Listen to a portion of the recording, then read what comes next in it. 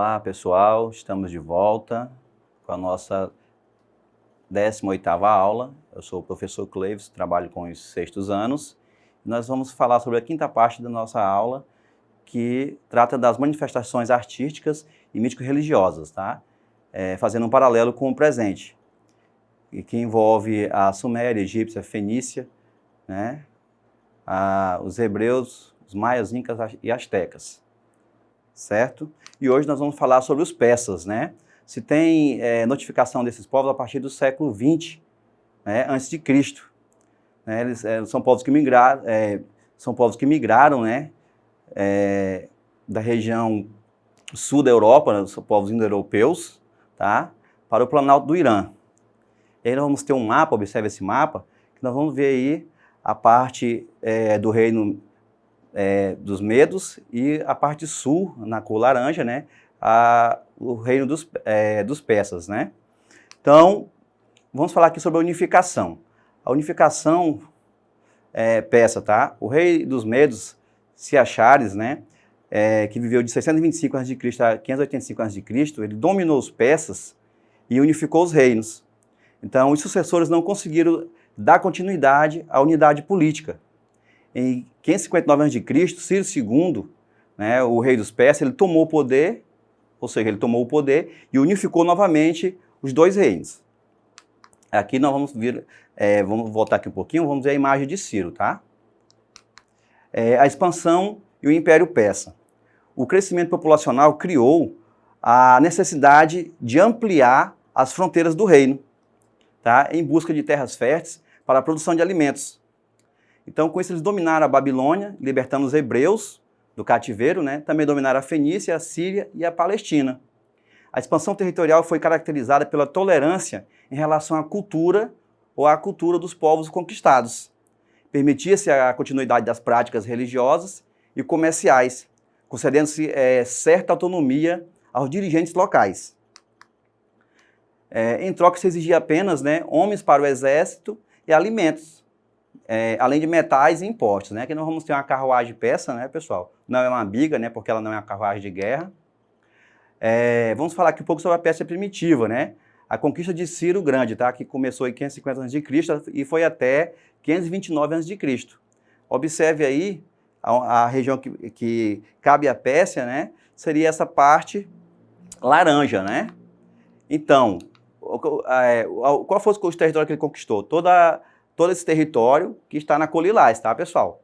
Incluindo aí, né, a Síria, tá? Israel, toda essa região aí, tá? Que está na Colilás.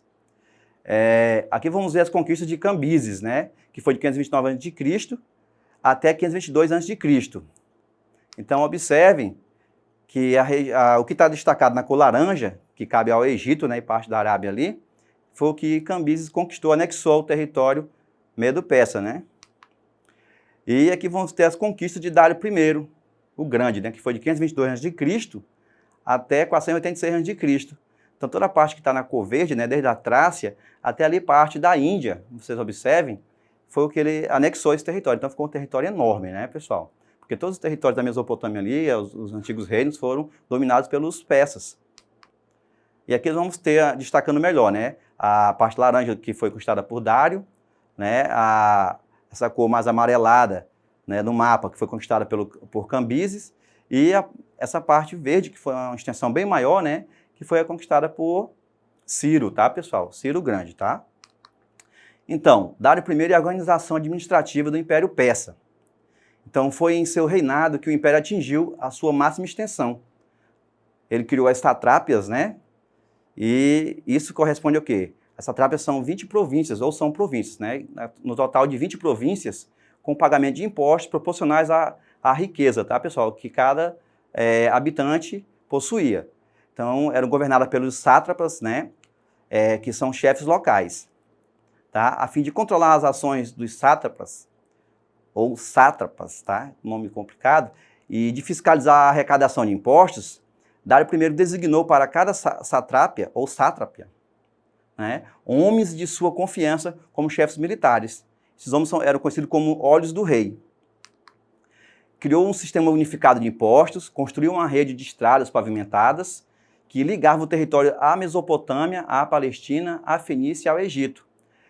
Padronizou o sistema de pesos e medidas, organizou um sistema de correios, tá? Adotou o aramaico como língua oficial, com a intenção de facilitar a comunicação e a atividade econômica entre as províncias. Aqui nós vamos ter as rotas comerciais terrestres e as rotas comerciais marítimas, né, que correspondem a todo aquele território, né, ocupado pelos persas, tá? Destacando, tá? As rotas comerciais terrestres estão na cor vermelha, tá? Na faixa vermelha, e as rotas comerciais marítimas na cor azul. A economia, tá? Antes de se formar o império, né? Ou antes de formar o império, eles viviam da agricultura, do cultivo de centeio, né? Trigo e cevada, e hortaliças, né? Pastoreio, criação de cabras, tá? Bois e ovelhas. Após a expansão territorial, né?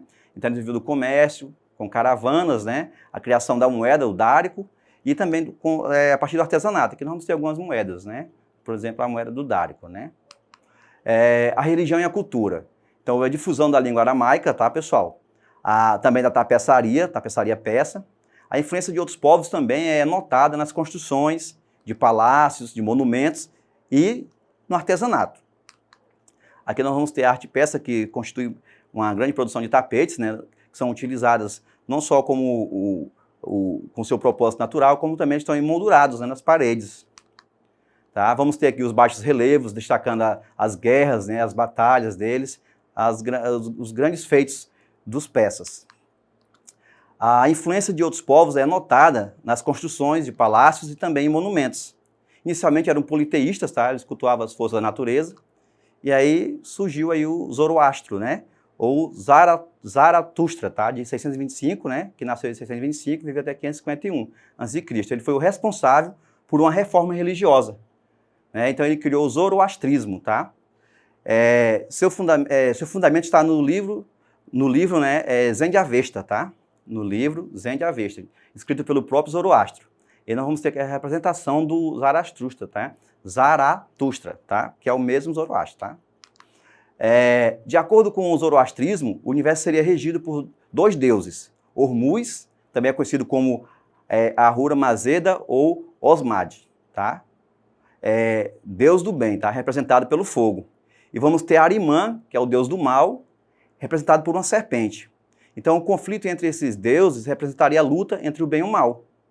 Acreditavam também no juízo final, na crença no paraíso, acreditavam na vinda de um Messias, né?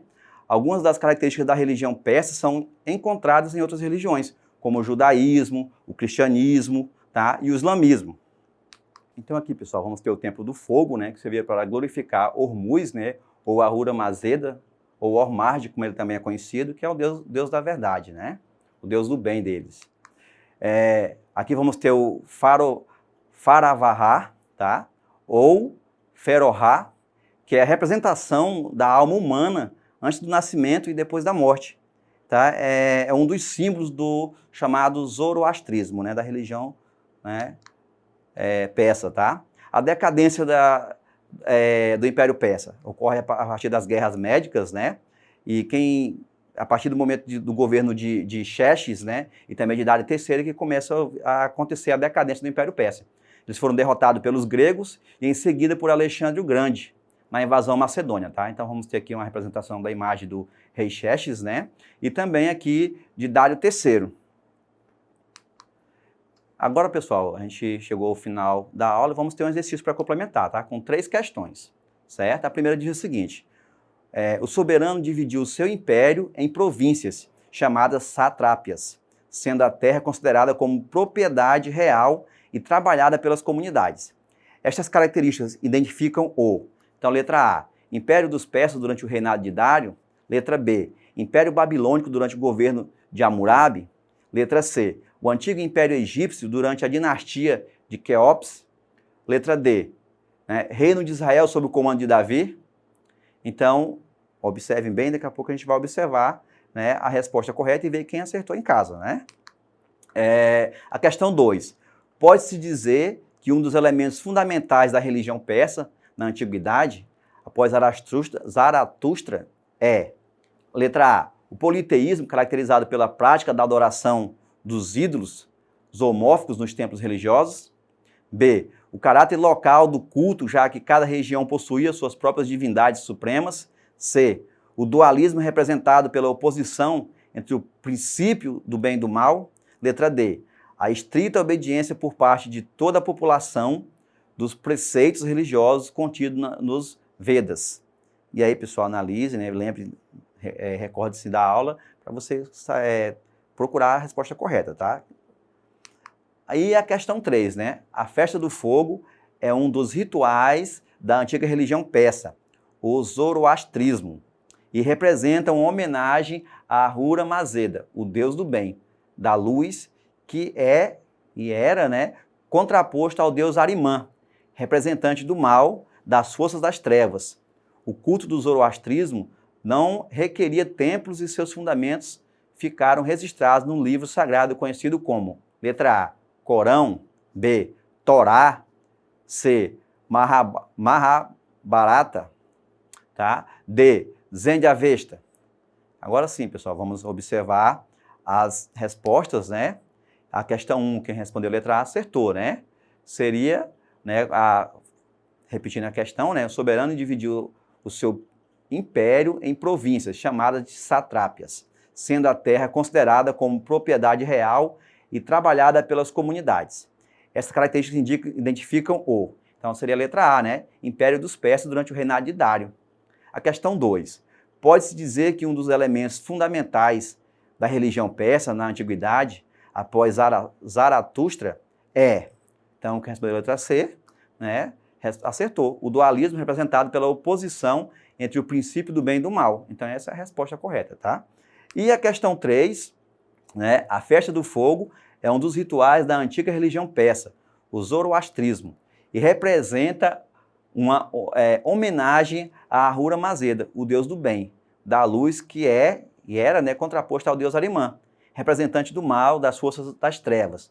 O culto do zoroastrismo não requeria templos e seus fundamentos ficaram registrados no livro sagrado, conhecido como. Então, quem respondeu aí Zend-Avesta, tá, pessoal? Acertou, tá? A resposta correta é a letra D. Então, pessoal, era isso. Eu quero agradecer pela atenção de todos, né? Essa aula vai estar disponível na plataforma Eduque e o meu muito obrigado pela atenção.